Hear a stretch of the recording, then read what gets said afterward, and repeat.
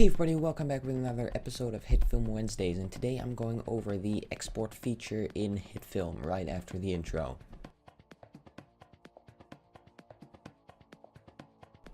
So since the 2017 update of the Hitfilm software, the export feature has changed drastically, but it also improved quite some of the quality. You have way more options now, so let's go over them. So I'm here in Hitfilm Express 2017 and I have a video here, as you can see in my editor timeline. You can see that here, and that's actually the composite shot. So this is the video that I made, and say I want to export this. Now we can do this in two ways. I can export it from the editor timeline, or I can export the composite shot itself.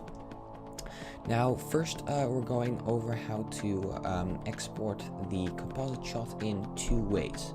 First off, you have this top icon over here, which is export contents. Now this will export everything that's in your timeline, but if your timeline is longer than your video, as you can see here, all the contents are 10 seconds long, but the timeline itself is 30 seconds.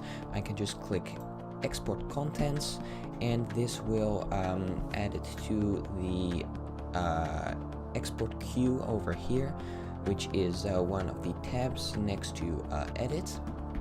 And here you can see all the things that I've exported, and it added our composite shot over here. So that is, as you can see, 10 seconds, which is the length of the clip here. But this here, you can see that the text reveals and here it stops. So say maybe this is the end of what I want to export. Then what I can do is go here and click set out point, or press O on the keyboard, and now the beginning is already set, but if you want to set the beginning, for example here, you can press the set in point or press I on your keyboard, but for now we'll just leave it here. So this is the in, and then here it's out. So what we can do here is under export contents, press export in/out area. Now if we do that over here, you can see that it's shorter. It is just this this portion that we selected. You can see that it's on the timeline here that it's light gray and the rest is black. So that is that. Now we can do the same in the editor. We can press export contents, or we can select a part over here and set that as an out point, and this is of course the in point, and then export in/out area. Now here I'm going over the export window because it looks quite intimidating at first. So these are the shots that I added onto the export window, and we'll first go over the exports feature. Now it comes with a lot of presets, and that includes GoPro, I think it's Cinefilm. Can I open this? Cineform, yeah. So GoPro Cineform, Apple iPad and iPhone, some PNG sequences, uncompressed AVI with alpha, that's really handy. So that includes the alpha channel, so you'll have transparency in your film.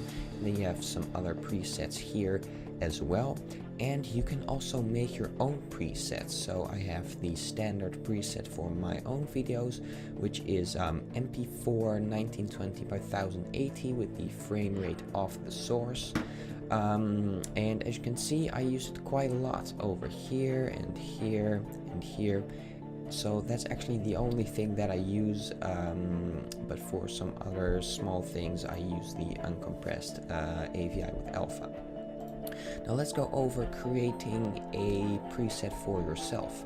click the little plus icon with new preset, and here we have 3 options for Windows. Now if you're on Mac, it will show MP4, image sequence, and MOV, but MOV requires QuickTime, which is not supported on Windows, and AVI is only on Windows and not on Mac. So we'll first go over MP4. Now the thing here is the preset name, so we'll call this sample preset, and MP4 is already set. Now you can add a comment for yourself so that it's easier for you to know what it is. So I'll just write down test here, and then we go to the properties. Now these this is actually dimensions, so you can change the dimensions here, and that's locked now, but if we unlock it, we can change the features separately. So I'll do 1920 here by 1080. There we go. Now keep aspect ratio, you can almost always leave it that way, unless your export dimensions are bigger or larger than the footage that you're working with. So say if you have really weird dimensions, but your footage is 1920 by 1080, and maybe you're exporting to 1920 by 2080, then you could choose to keep the aspect ratio, then you'll get some black bars, or ignore the aspect ratio. So those are some things that you can do.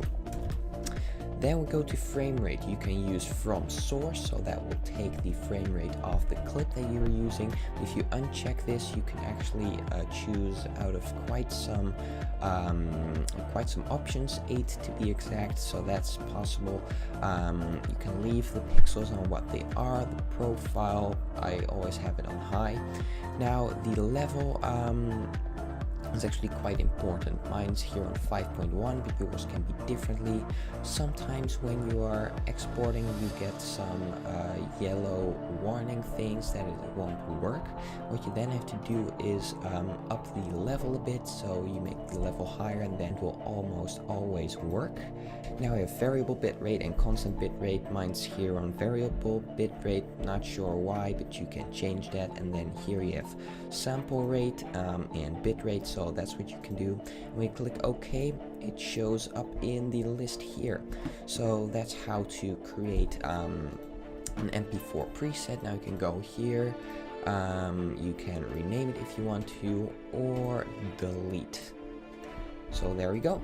Now here you have all of your clips, and you can click on there and choose the preset. Now to choose the last preset that you've used, so that's the normal preset here. You can see that it shows all of that. So we have all of these tasks here, and I will click start exporting, so I will see you when this is done.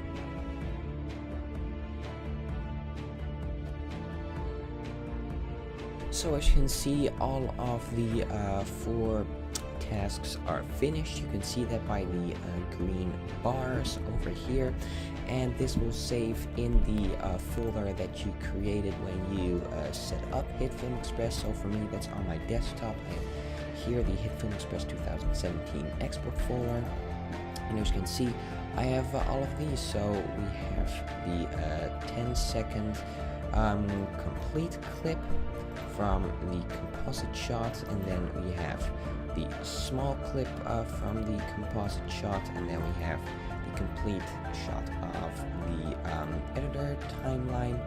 And as you can see here, this is the small part. So I hope this tutorial was helpful for you. Now if you have any questions, leave them in the comment section below. I'd love to read and answer them. Don't forget to like and subscribe if you haven't already, and I'll see you next time with a new video. Bye. Hey, I hope you liked that video. Now click the top box to see my newest video, and click the box below to see a highlighted one. Click my profile picture to subscribe if you haven't already, and I hope you'll have a great day.